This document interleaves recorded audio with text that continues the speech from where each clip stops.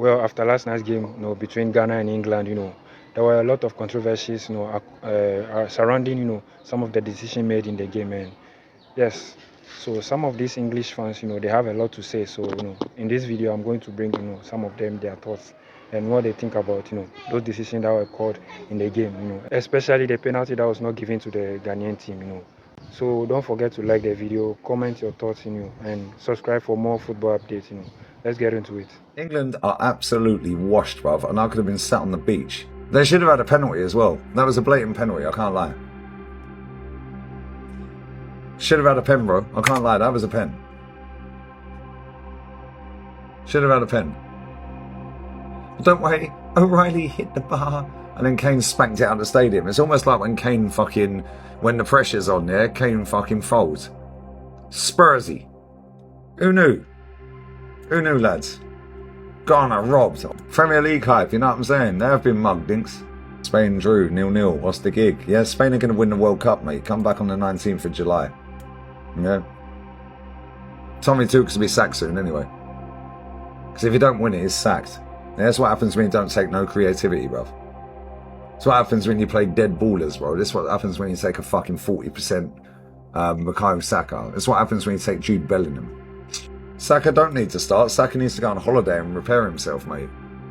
Yeah, that guy can barely run. He can barely run, bro. His Achilles is finished. Yeah. I'm looking at a shameless prick, yeah, Cristiano, suing, yeah, against Uzbekistani fishermen, bruv. This is an absolute disgrace. Ghana have just been robbed in the World Cup against England. Because somebody please explain to me, how the hell wasn't this a penalty and a red card to Ezri Konsa?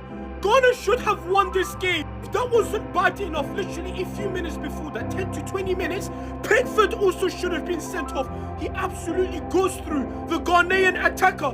But yet, once again, no foul.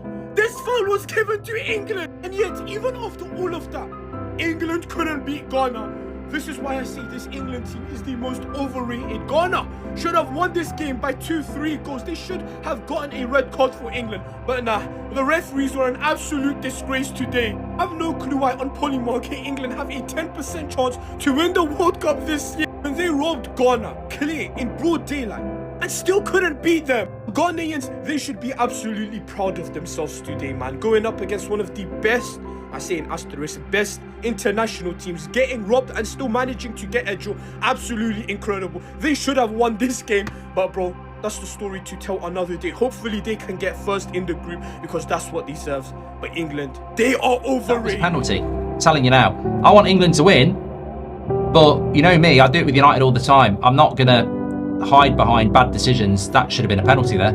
Basically, let me explain it to you. You know when he ran through, he was onside. When he was fouled, he was legal. It was after he'd been fouled where there was an offside. So the offside has got nothing to do with it. You either think that's a foul or not. And Konsa got none of the ball. That should have been a penalty. And he took the shot. Well, I think that might have gone against him, Andrew, to be honest, but that's not the rule.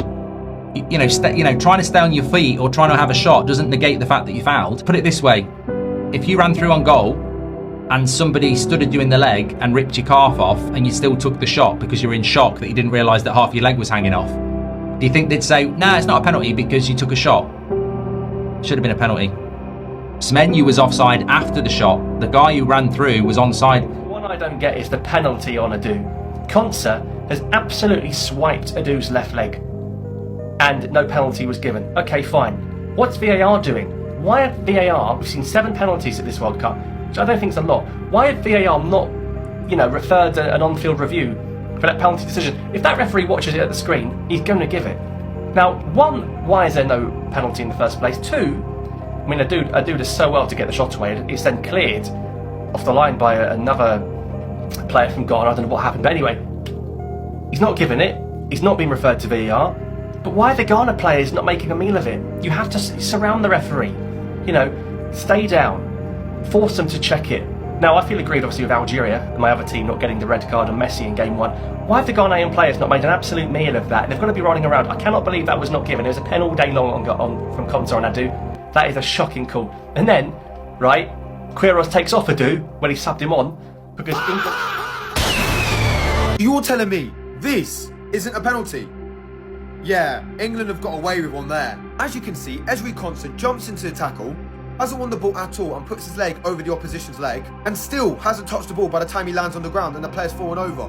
Like, how is that not a penalty? And before people say, oh, but it was offside in the build-up. No, it wasn't. It just wasn't. When the ball's played, it's onside. But how, like, listen, even though I'm an England fan, how is that not a penalty? Like, it actually doesn't matter what angle you look at it at. Ezri Konsa's not won the ball at all. He's not won the ball in any scenario, and yet the referee's not giving it for what reason? I know if that's the other way around, England would get that penalty. Let's be honest, England would get that penalty. But I just don't understand how that's not given. Even though, I mean, look, from an England perspective, it's great that wasn't given. That's a Stonewall penalty. It's probably one of the most clear and obvious penalties you'll see, and yet it wasn't given for some reason. Ezri Konsa, very, very lucky. 5 takeaways from England 0, Ghana 0. Lucky. I don't think people realise how close we were actually to losing that game. That's a penalty. I watched it in real time and I thought, that's an incredible challenge. How has he got back there? You watch it back on the replays, every single angle to me suggested that was a penalty. Konsa is airborne there. He hasn't got any of the ball. We've got away with one there. You could even say we got away with two because there's Jude Bellingham covering his mouth, speaking to an opponent, which apparently is a red card offence these days. All Jordan Ayew has got to do there is just go, hey, ref, he covered his mouth. The VAR check it, Bellingham gets sent off. And then the whole tournament goes to plot. But no, honestly, I am glad that the England players experienced that test tonight because it would have humbled them. It would have been a reality check for us as the fans. And I think now everybody will realise the task that we have on our hands for actually going the whole length of this tournament. If that was not an offside, it's a clear penalty for Ghana. Ghana could have won this game 1-0. That was a clear penalty. But I would love to see a VAR intervention because sometimes I feel like the referees sleep on us. But we're super proud of Ghana's performance. You know, sticking together, defending properly from the attack to the defense. It was just a fantastic game for Ghana. And anyone who is not happy for Ghana, you might just be a hater. You might just be a guy who don't like Ghana for no reason. But the performance here, based on the team they get, the team they have right now, before this competition, no one believed in Ghana. It was like England going to beat them 5-0. They're coming back soon. They're just going out there. But Ghana pick up 4 points and they qualify already because they will be best losers. Even if they fail to win the next game, they still have a big chance of qualifying. Ghanaians, you have to be proud of this team. But Ghana never let Africa down in World Cup. They always stand up. They always show up. What a performance from the Ghana national team. You all can go sleep now and wake up with a smile. Fantastic performance from Ghana. There is not an investigation on the referees after what they just did to Ghana. I don't even know what to say. Brother, in the last 30 minutes, we watched a player get karate kicked in the box, no foul, and trucked at full speed, and they called a foul on that guy. 66th minute, Ghana has a breakaway. He's ahead of the defense, and the goalie for England decides, let me come out and try to clear this. So he comes out to clear the ball, misses the ball, and absolutely trucks the player on Ghana. They call a foul on Ghana. But in the 78th minute, we saw the referee literally say, you know what, I'm deciding now. Ghana's not winning this game. It's a one-on-one with the goalie, and the English defender just takes him out from behind. He does not get the ball, and he completely karate kicks him from behind. And by the way, if you want to stay updated on the World Cup, make sure you're following. The fact that this was not called a foul, and this play was called a foul on Ghana instead of a clear foul on the goalie, I don't even know what to say, besides that they just decided, no, Ghana's not scoring a goal this game. We're getting a tie, no upset allowed. Truly mind-blowing stuff. Ghana did not get a penalty in this situation. So we have to first look at if there was a foul on the build-up to the penalty situation. And there was no foul. It was a fair shoulder-to-shoulder challenge and play up. So you then have to look at if there was an offside on the first pass. And when you look at the situation, it was onside. So we can now look at a penalty situation. The attacker had a ball and went towards the goalkeeper on a one-on-one situation and then got tackled. So he fell down and then tried to score again, and the ball hit his teammate who was in an offside position. So the offside call was correct because he was closer to the goal line than the second last opponent. However, the offside situation happened after the penalty situation, so a penalty can be called here.